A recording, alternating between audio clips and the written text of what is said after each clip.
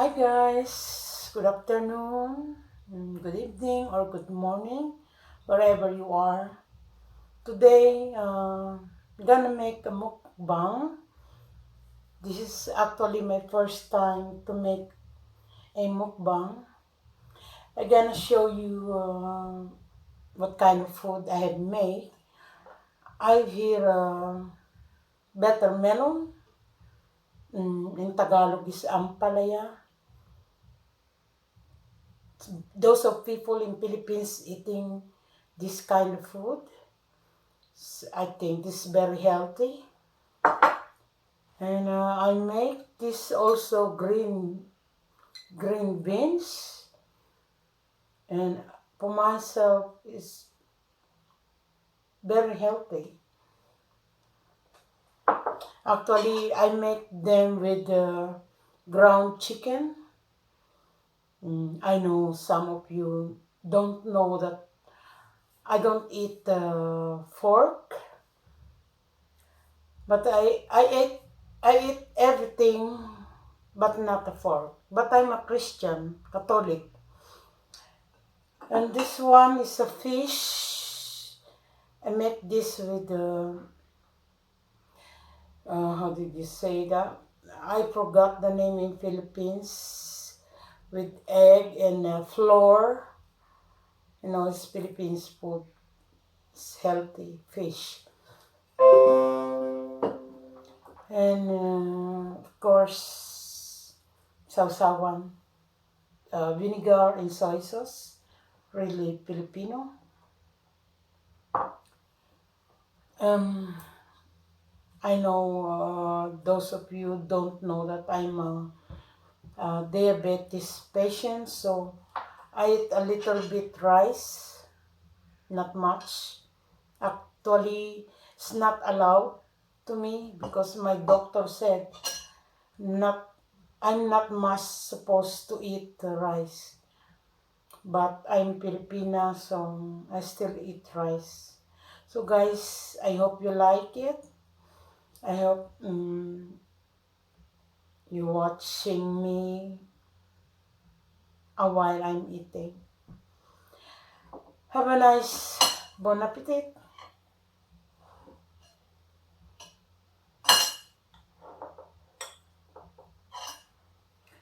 Actually, in Netherlands, they call it, it's makkelijk. When, actually, my kids are not home because they are working.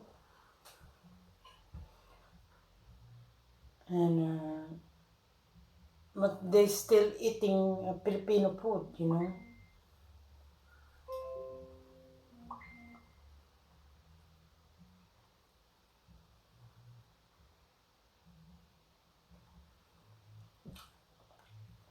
I really like um,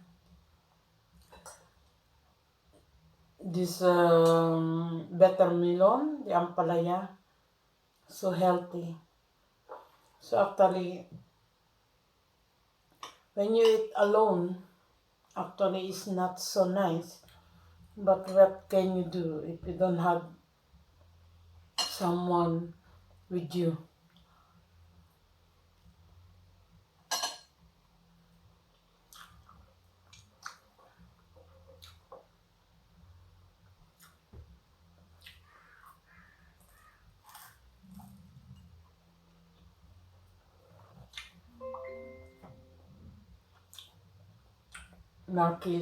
My kids are working today.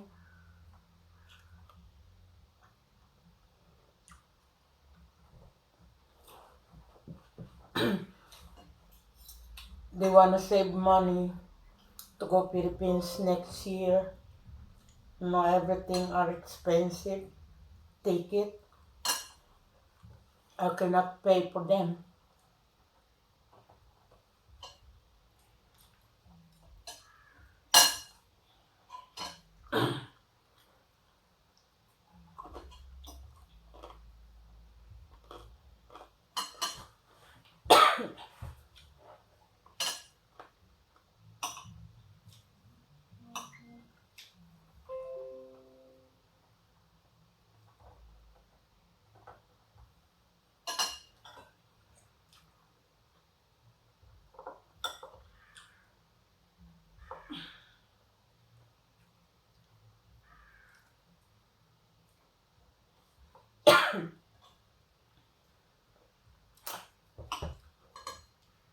it's really nice to eat with someone.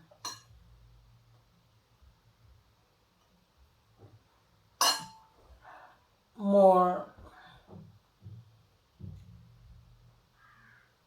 more nicer because you can talk something.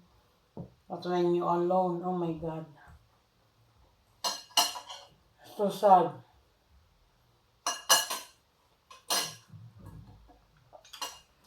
But in my situation, we are here four. I have two kids home and my boyfriend and me, but we don't eat together. We always eat, it's not the same time. It's, it's so sad that the situation is different as before.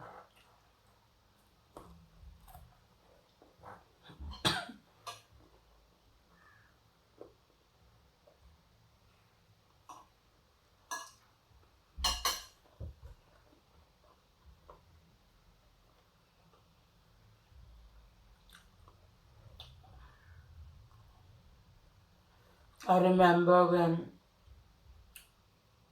I was in Philippines, when still young, we ate always together even though we are poor.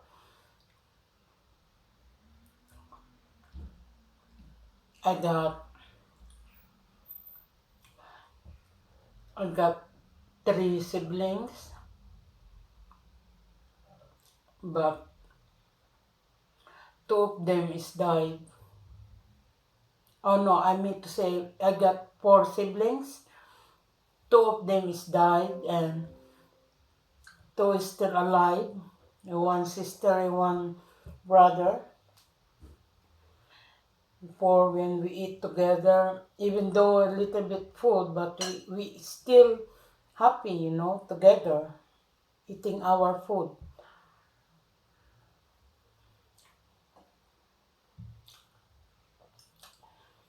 Mm. When you are in another country, sometimes it's too difficult to be alone. And I'm very happy I got my two sons in Netherlands.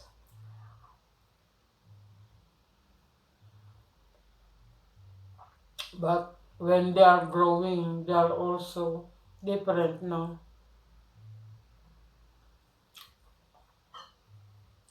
They don't want to eat with us or with me. No, I mean to say, of course, when they come home, it's too late from the work, from the school. I understand that.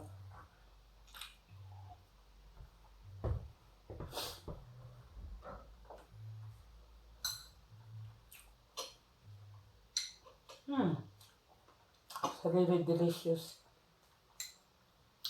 Everything is vegetables and fish.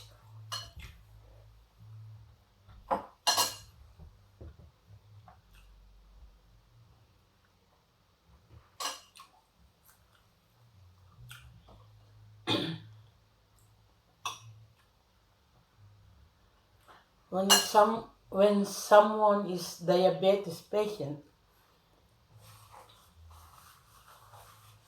everything must control the food. Sometimes I eat just only salad, vegetable salad, but it is too difficult for me.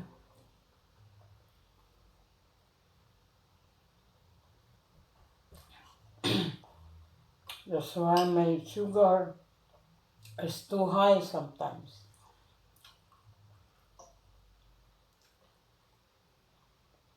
I know I didn't listen sometimes, but I must to.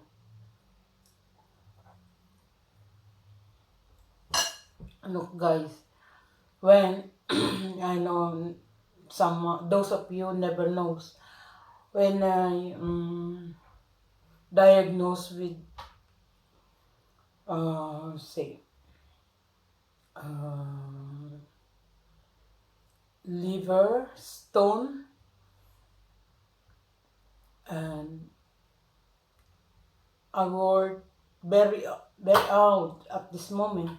Actually, of my age, I'm really old, and my face, everything changed. I was not so before, but what can I do when you get diagnosed with the high sugar? But my doctor helped me a lot. That's why I'm a little bit better now. But I can't do about my face. It's just really became old. I can't do anything. And I saw also a lot of diabetes patients going to be old also. And they die. Because I'm here in Europe. Europe is a little bit, oh, it's just not a little bit. They are just rich about everything. We have insurance automatically. We must to pay it. And I understand that. And I'm happy because they're treating me good.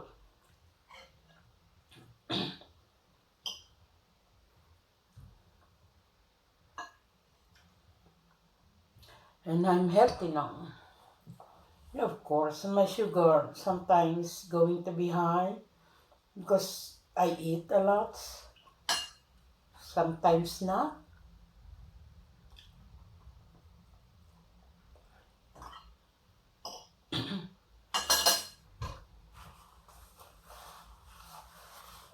Actually, the better meal is nice for the sugar.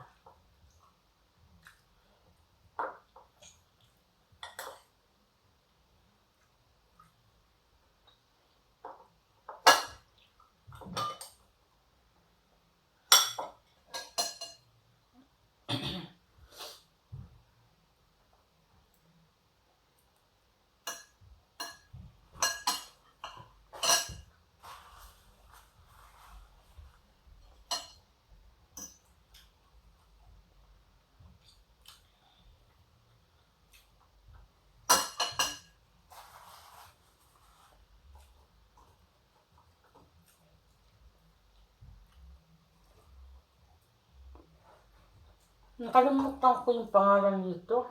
Ano ba tawag dito? Hmm, yung dilis. Tapos nilagyan ng itlog tsaka flour. Pinirito ko. Please, guys, comment down below. Ano ba pangalan nito? Nakalimutan ko talaga. Kung alam niyo, please comment down below. Para malaman ko ulit.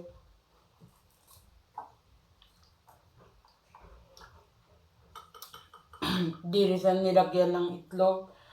Minarinate sa itlog at saka flour. Tapos pinirito ko.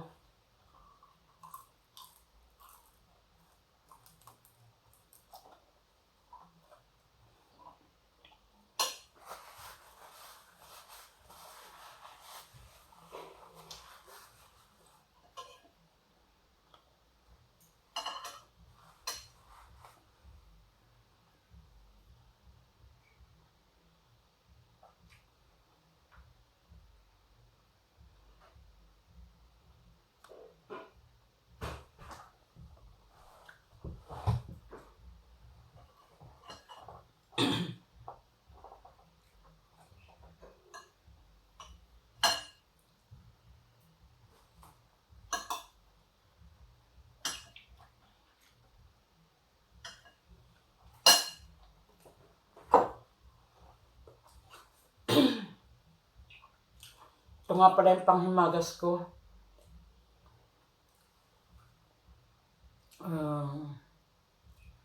Zero yogurt siya. Zero fat.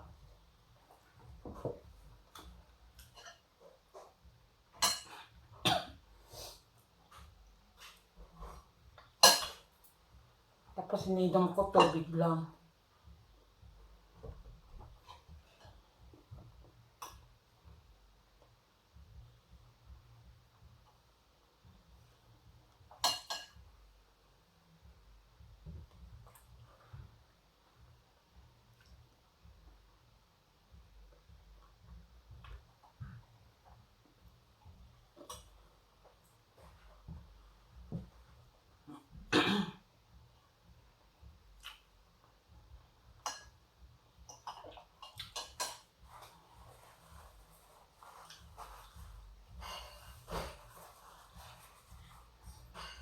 Shout out nga po pala sa mga kamag-anak ko dyan, pamilya ko, nanay ko, sa anak ko, mga kapatid ko.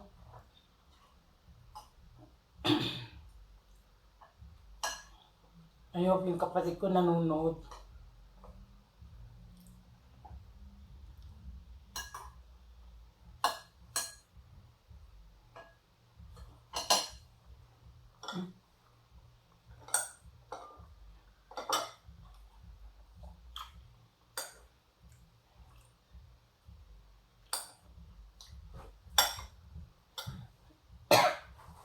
Tsaka nga pala guys, yung ginagamit ko cellphone lang. Tsaka wala rin akong pang-edit. Pagkatapos ng video ko, directly pinopost ko siya dyan sa YouTube. So, walang edit-edit yan. Kaya makikita nyo lahat kung ano man ginawa ko, pangit o maganda. So, walang halong sekreto. So, kung ano ako ngayon, hindi siya nadidelete kasi wala akong pang-edit. Wala lahat. Directly siya.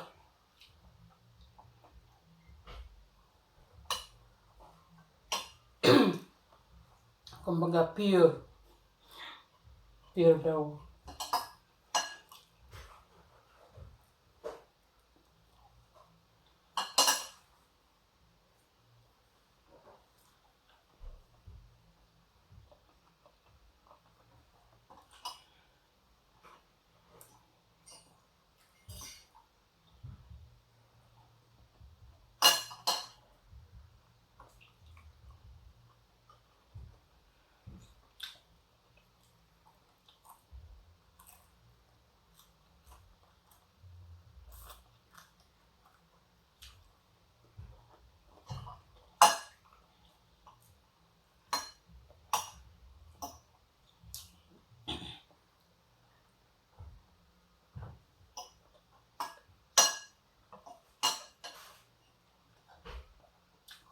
Mamaya papasok na naman ako sa trabaho.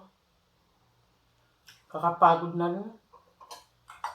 Summertime dito pero kailangan ko mag-summer job kasi pauwi ako ng Pinas next year na mag-ipon ng pamasahe.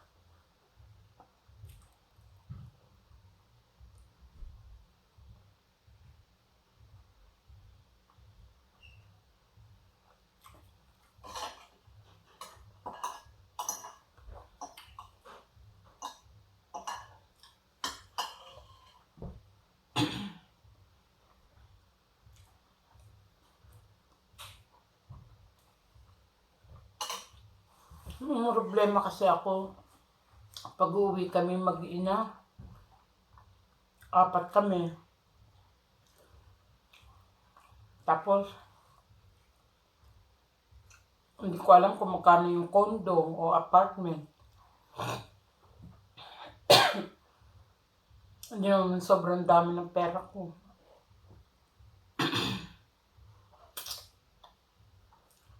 Taga Las Piñas nga kami. Wala naman akong bahay doon.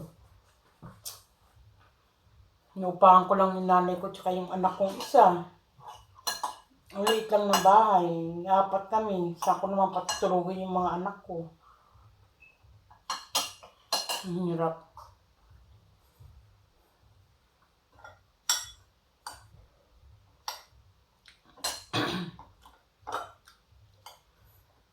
Ko alam kung magkano. Tipid-tipid na nga ako.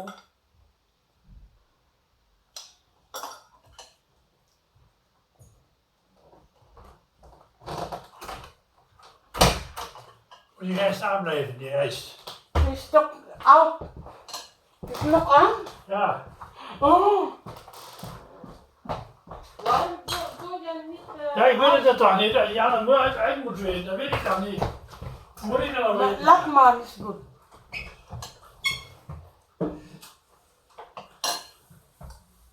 Jos kan, mens kan niet.